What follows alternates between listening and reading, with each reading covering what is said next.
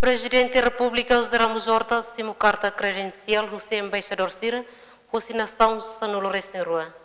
Prezidente Republika Ramos Horta Simu Karta Kredensial Husi Embaixador nebe representa Nasaun Sanulu Rua e a cerimônia oficial nebe halao e Palácio Presidencial Nicolau Lobato Bairopite Quarta ne.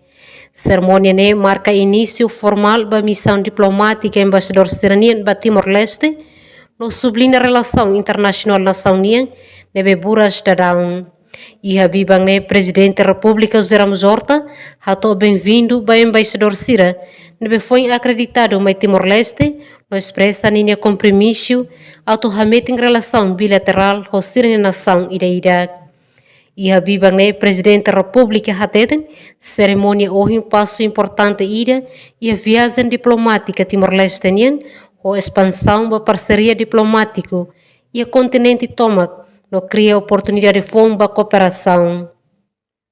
Presidente sublinha a importância da cooperação internacional onde responde ao desafio global Sira no avanço objetivo comum da paz, segurança no desenvolvimento sustentável. Embaixador Sira ratou saudações no desejo dia e a Sira se fez Estado no afirma ser na dedicação a tua forte ligação diplomática ao Timor-Leste.